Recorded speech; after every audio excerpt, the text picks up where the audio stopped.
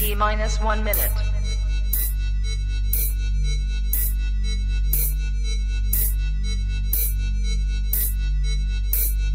T minus 50 seconds.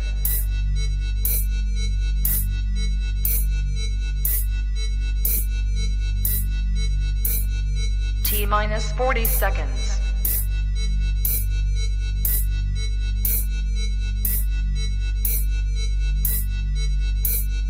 T minus 30 seconds.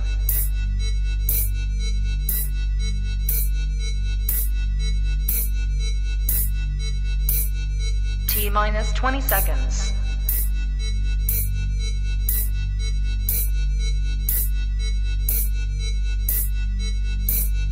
Ten, 9, 8, 7, 6, 5, 4, 3, 2, 1, 0.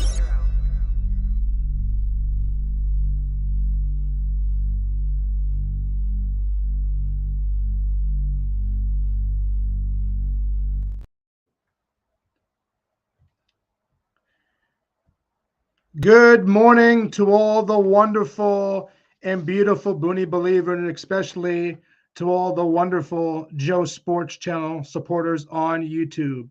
Ladies and gentlemen and boys and girls of all ages, it is May 29th, 10 a.m. on this beautiful morning. And folks, we are moments away, minutes away, and seconds away from bringing on play-by-play announcer, Mr. Chuck Swirsky.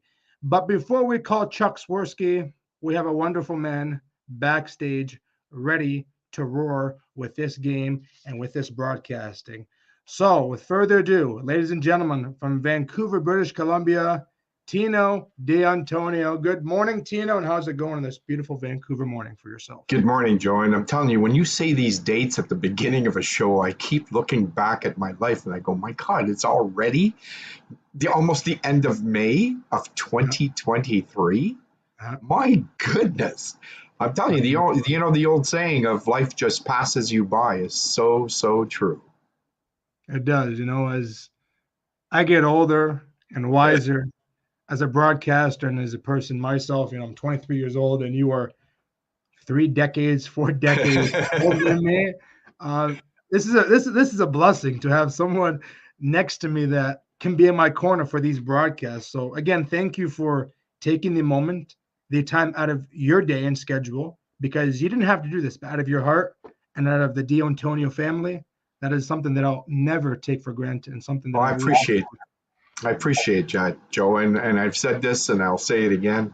You're ahead of your time for a 24 or 23-year-old. I was going to say 24. That's how quickly it happens, Joe. Before you know it, you're going to be 30, and before you know it, you're 40.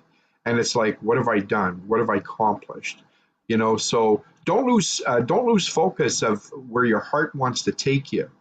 I'll be there behind you. I'll help you in any way I can, because it's an absolute blessing. It's a calling of some sort. There was a reason why we've met some 3 years ago, and here we are today, 3 years later, doing a side-by-side co-host show on the sports channel of Joe Booney here. I'm telling you, that's something else. I appreciate it. It's before we call Chuck Swirsky the play-by-play announcer for the Chicago Bulls. Tino, I continue on saying this day in, day out. We speak on FaceTime mostly every day. If it's not every day, I'm not getting my hot breakfasts in. I'm honored to speak with you and honored to meet you one day in Vancouver, British Columbia. And when you come down here with the big gatherings of families, it's going to be something wonderful. I look forward to it, Joe. I look forward. I do as well. Before we call Chuck, what are you looking forward to the most to speak with Chuck Swirsky? Just to get to know him a little bit. I mean, I've never met the man. He's got a really exhilarating capture of the play-by-play, and his passion to articulate what's going on, and just some of the stuff that he throws into his articulative methods is really exciting. And I kind of get drawn to him like I was drawn to, say, Jack Armstrong. Because when Jack Armstrong is commentating on play-by-play, I always look, I always listen for that excitement in his voice. And I like to hear when Jack goes, bonjour, or take the garbage out, that kind of stuff. So with Chuck Swirsky, he's a totally different broadcaster, but he brings that excitement into your living room as you're watching the play-by-play. You actually feel the excitement. So I'm looking forward to speaking to him. No, if you're looking forward to speak with him, let's get him on a damn call and get Good the show morning, moving. Rita. Yeah, let's call him. There we go. I'll give it another minute just to be sure. Good morning, Rita. Rita, where have you been? Huh? Where have you been? I haven't heard from you in a long time. How's Alberta? I think you're on the road coming back from Alberta back to Saskatoon, Saskatchewan. Hope that driver's safe, and tell Don I say hello, and to all the rest of the wonderful Miller family and everyone out there that I say hi if you're still up in Alberta. Okay, here we go. Chuck Swirsky.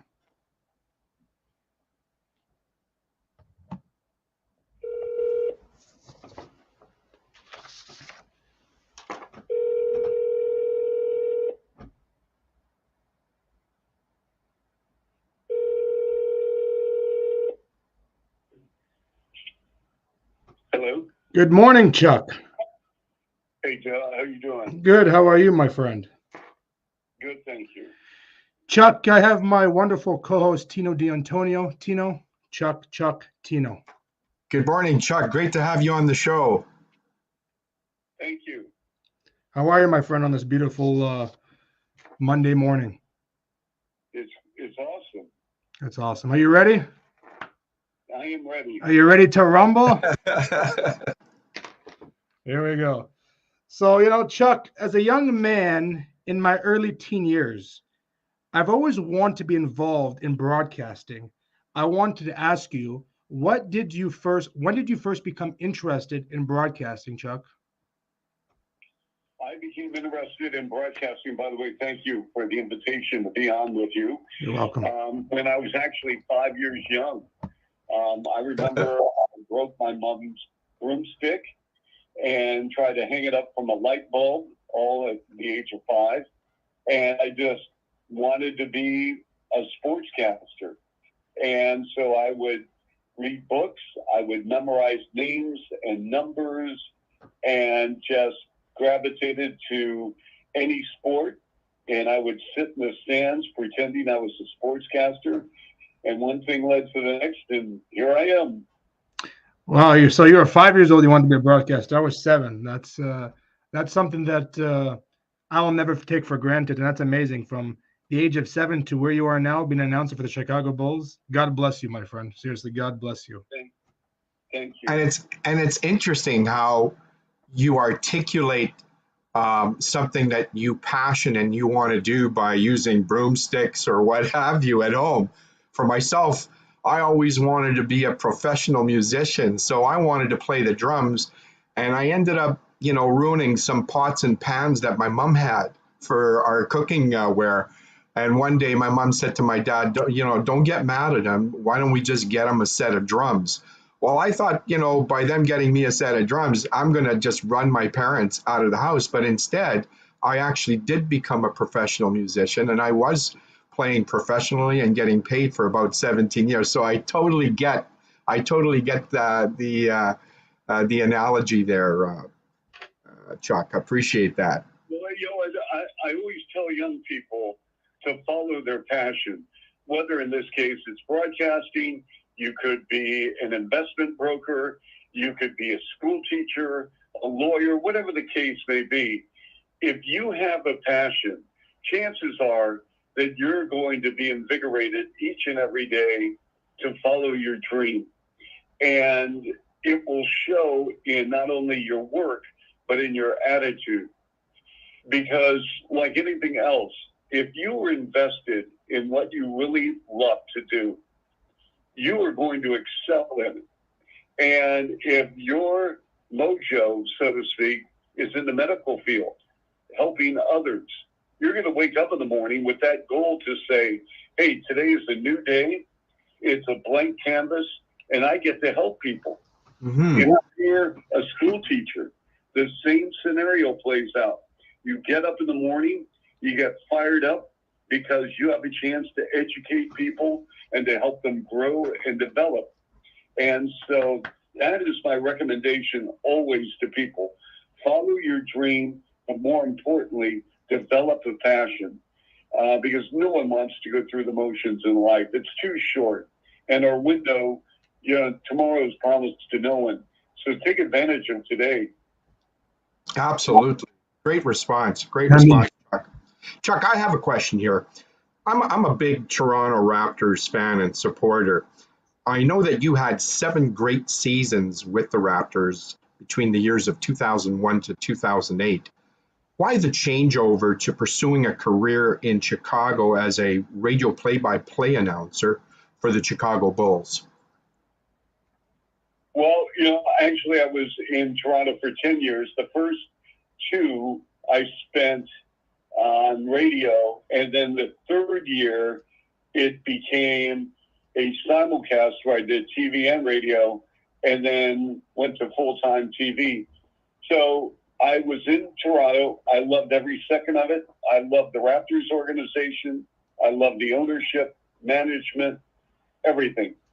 City, country, became a Canadian citizen that I'm very proud of.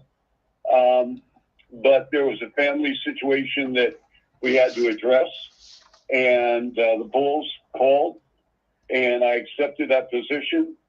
And I am very appreciative of the time I spent with the Raptors, 10 of the finest years of my life.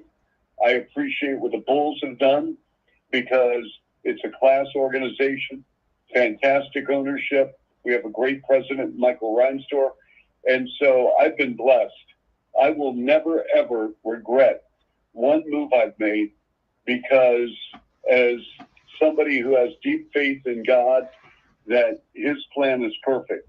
And while I have freedom of will to do things, I know that when one door opens, it means that there's an opportunity to encourage and inspire and engage with other people.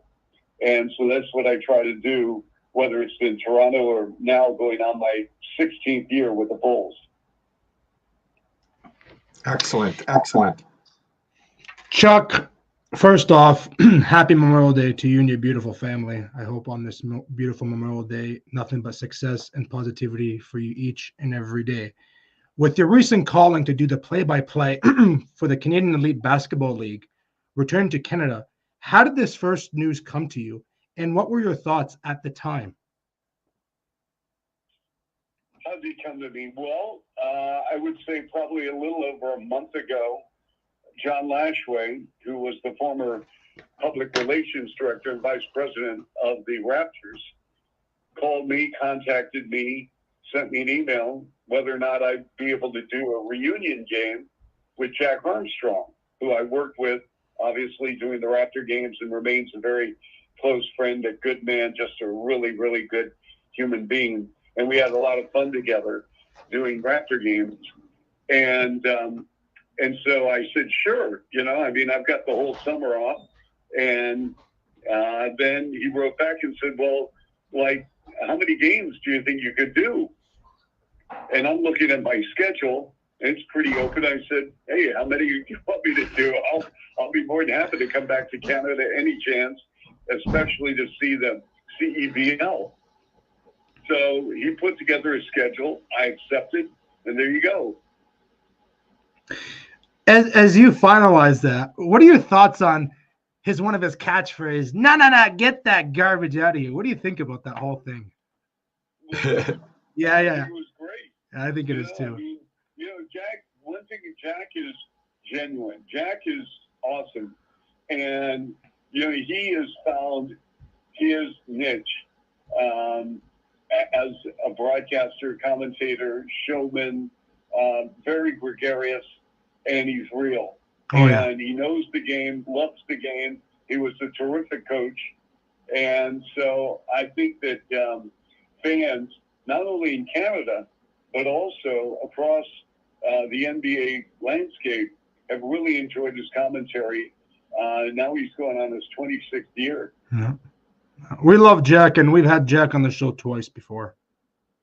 Absolutely. Wonderful, wonderful. Chuck, I just want to bring up, I was watching an exciting season opener game, and it was just a clip of the defending champions, the Brampton Honey Badgers versus the Ottawa Blackjacks. And with just under 7 seconds left in the game, Ottawa's point guard, Toronto native Cadre Gray, nailed this three-pointer field goal to clinch the win. The excitement, I got to tell you, when I was listening to that and hearing your play-by-play, I just about fell off my chair because I felt like I was at the game watching this while you were doing the commentating. But I just wanted to ask, how different is it when calling the play-by-play action within the EBL versus the NBA? Is the excitement the same?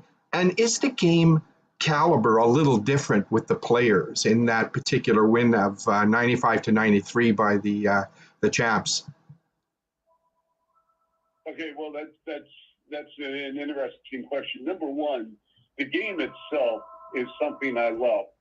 So I could be calling a high school game, AAU game. It doesn't matter. I love the game of basketball. I think it is a beautiful, beautiful sport.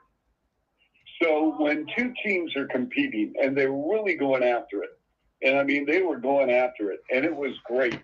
And the fact that they have a target score now makes it even more intriguing.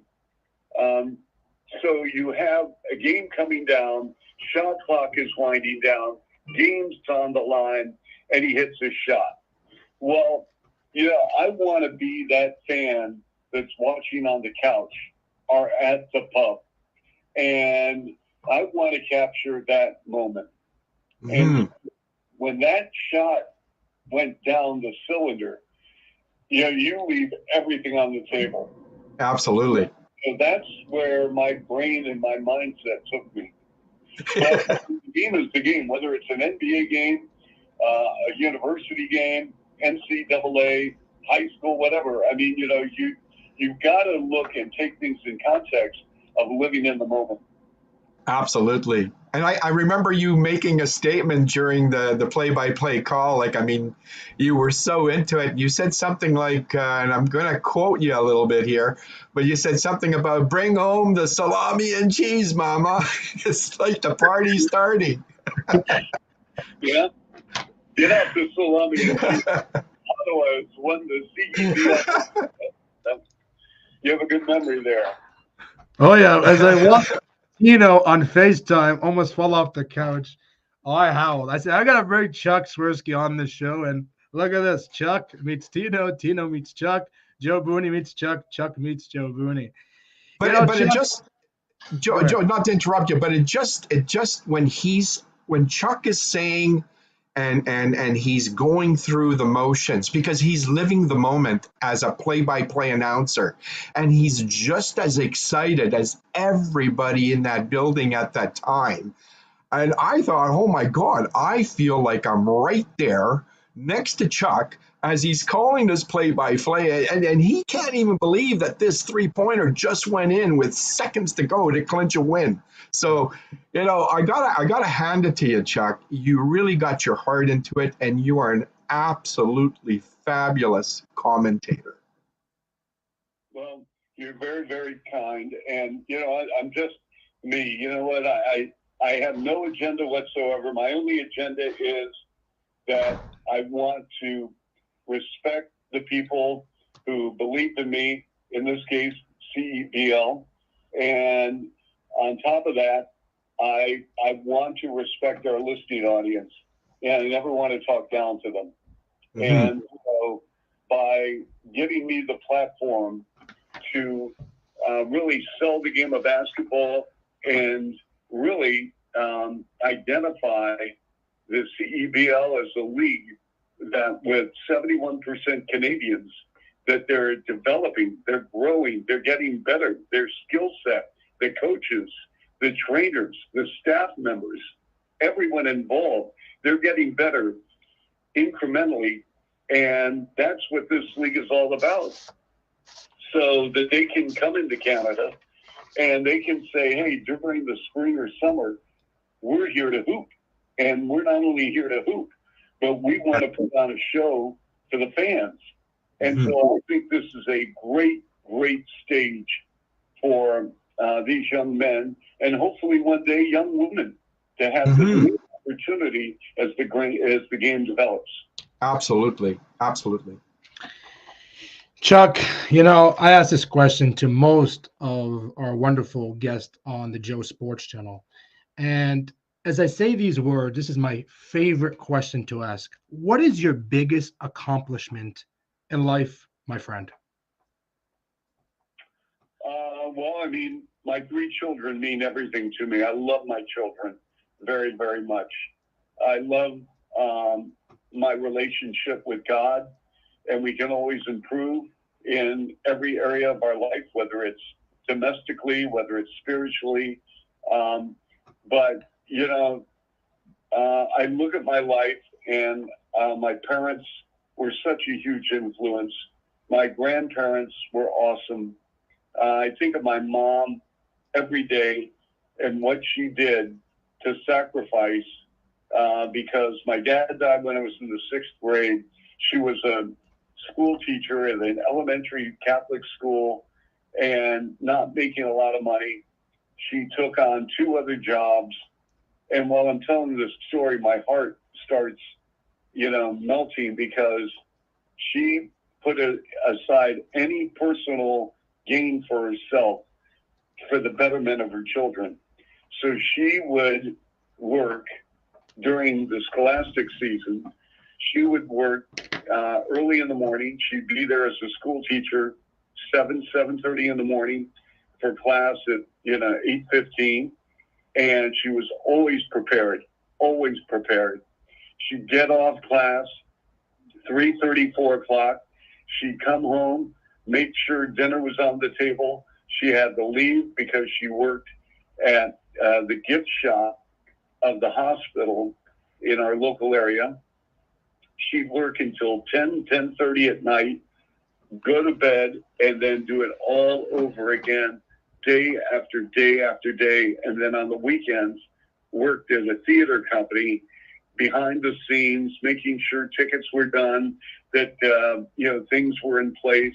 Sometimes she'd perform, but I mean, she worked 7 days a week during the scholastic season. And when school was over in June, early June, her hours increased at the hospital. So, I mean, when you're a kid and you see this, it has a huge influence on your life. And so, that's why, we are so fortunate and blessed, especially doing things we want to do, but you've got to have a work ethic. And I always leave this with young people. A blues singer by the name of Dick Mackey. He performed in Columbus, Ohio. And during one of the set intermissions, he came over to our table because he knew someone that I was with. And he sat down and said, "I'm going to give you a piece of advice." And I said, "What's that?" He said, "You better take care of your homework, because if you don't, somebody will." And it really resonated through my heart, because what he's basically saying is you better get after it, because it's a competitive world. And you got to face facts that if you go through the motions, it's going to catch up with you. Yeah. For sure. For sure. And as you say that, and I always say to people that upcoming broadcasters for myself, there's nothing better, Chuck Swirsky, to put a suit on and look beautiful in front of tons of thousands of people. And I've been doing this job for over 10 years now on YouTube and broadcasting for over 10 years. Started back in 2013. And, I worked myself up. My dream was to have Jack Armstrong, Bob Rathbun, all these guys. So again, you got to take those baby steps, as Tino D'Antonio said earlier today, before we got you on the show. So those baby steps turn into reality, and reality turns into succeed, and success turns into accomplishments. It's funny. It's 100%. Chuck, I now was hoping that that would have been the last question to ask. But I mean, from what you explained and just the upbringing, your mother, and a mother's job is never ever done. And I lost my mother 3 years ago, and I was brought up along the same terms that you had to be respectful, you had to do your homework, you had to be in charge and focused of your own life, no matter what age you're at. There's goals that are set every day, and those goals you need to create realistic goals, of course, so that you can get to those goals and move to the next platform. But if it wasn't for my mother and what she taught me, I wouldn't be where I'm at today. So I give a whole lot of thought, and as you can, well, you can't probably see, but if you watch the show later, you'll see that there's my mother's picture. She's always with me at my broadcasts, and Joe's good enough to post her picture up there in remembrance of my mom, because he knew truly how I feel about my mom.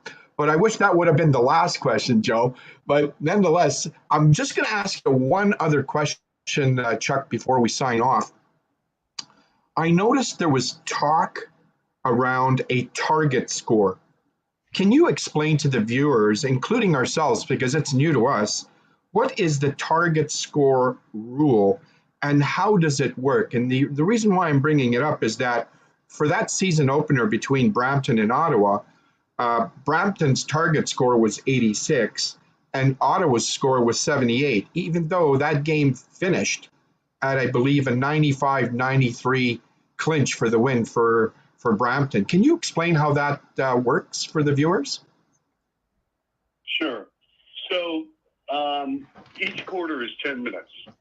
So at the 4-minute mark of the fourth quarter, the first stoppage in play, it could be a foul, it could be ball goes out of bounds, whatever. 4 minutes or less, you look at the scoreboard.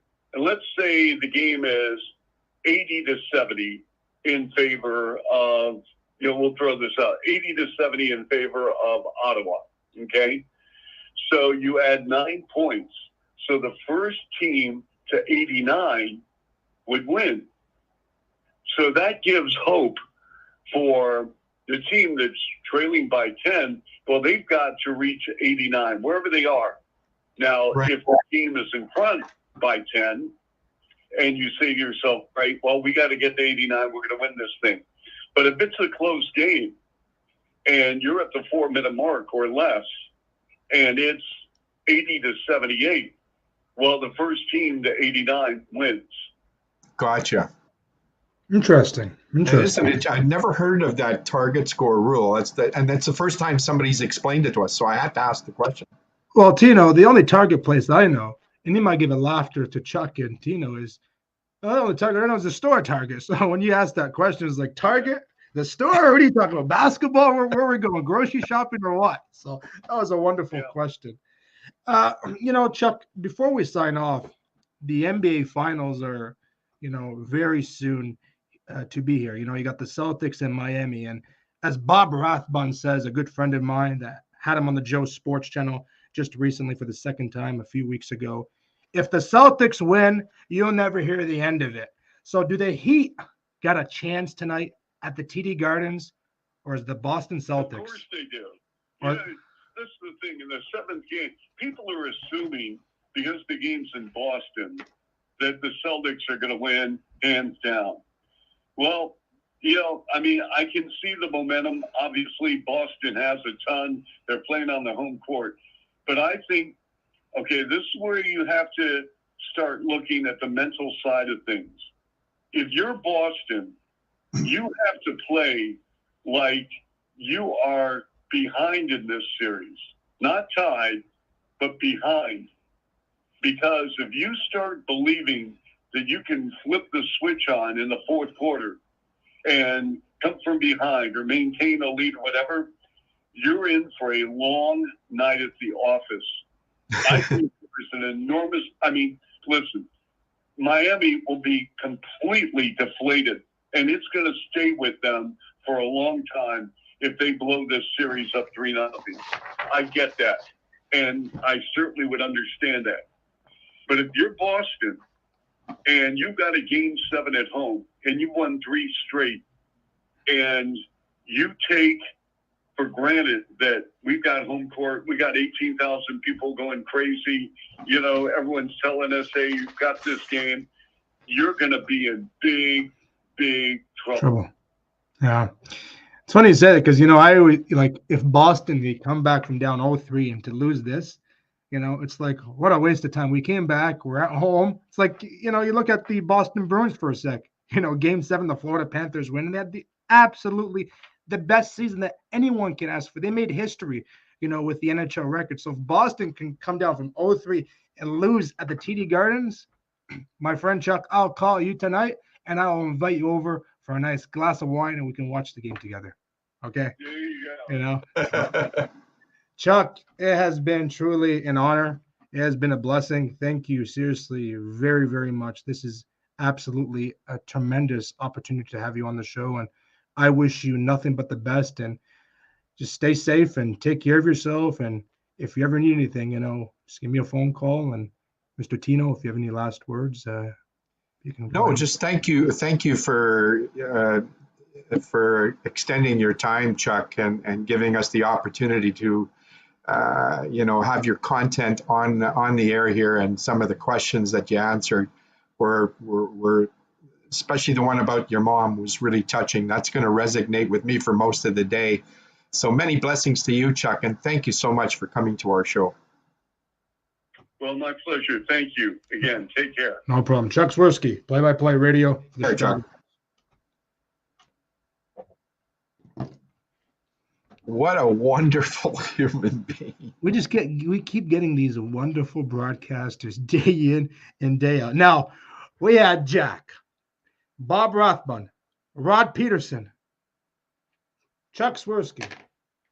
Wow, Well, I mean they're all very different and unique people, but they all have something absolutely wonderful about them. And yeah, 100%. like, you know, you don't get that. You don't find that every day. And I'm really happy, Joe, that you did reach out to him and that you got Chuck on the show, because it's always a pleasure to meet some new people, and even more pleasing is how they respond and you know, how they put their heart into it. Like, we never spent 10 minutes or 1 minute with Chuck or any of the other people that we've brought aboard with, you know, making them aware of what we're going to ask them. These are questions that are on the fly. Yeah. So they're raw questions. They're researched. I think they're well researched. And when we present them to some of the guests, their responses are raw. It's at the moment. So Yeah. that's what makes the responses wonderful, and it makes the content of the show very interesting to the viewers. So, wow, another great segment of the Joe Booney Sports Channel. Well, it is. You know, we keep getting better. You know, I'm going to say we're not a group, we're a family, and we unite each and every day that when we get people like this, like, again, going back to Jack Armstrong, Chuck Swirsky, Rod Peterson. I spoke to those guys for a little bit. Now, I spoke to Chuck for a couple of minutes. I don't know much about Chuck, you know, personally myself, but from a person to talk about his mother, right there, that hits in the heart, you know. Mhm. And as my mom sits outside drinking her beautiful coffee on this beautiful Memorial Day in America, Monday morning, we're in Canada, but happy Memorial Day. We are North Americans, okay? Get the facts straight. I wouldn't be where I am today without my mother, without my family, but my mother comes first, you know. Absolutely. As much as some days I argue with my mother, I love the lady, you know. She made me who I am today. Why do I look this good? I get it from my mother's genes, you know. Even got some gray hair now because of my grandfather, you know, my mother. You got a long ways to go. Just wait till you get that silver look. Oh yeah. But my mom's everything. She's absolutely a inspiration, beautiful, and I wish her nothing but the best, and continue on to be who she is and get stronger as the years go by. Because life is short, as Chuck says. Follow your passion, follow your dreams, and I think in that moment, when Chuck said that. So thanks Yeah. again, Chuck, if you're watching. Yeah, for sure, Chuck. Anyways, Joe, it's another day here and in beautiful British Columbia, and I got a heavy schedule Oh, I know today you. on my own thing, so I got to get running here, and I really want to take the opportunity of thanking you again as having me as your co-host, and I look forward to doing many more shows for you in the future. Absolutely. And to all the wonderful viewers and the viewers will be listening later, I got to give this show 10 out of 10. This was a wonderful show on this beautiful Monday morning. Tino, Absolutely. it was a pleasure. Guys, I'll catch you guys later. And remember, love each other, respect each other, and last but not least, respect women 110%. Thank you very much, guys, and we'll see you very soon.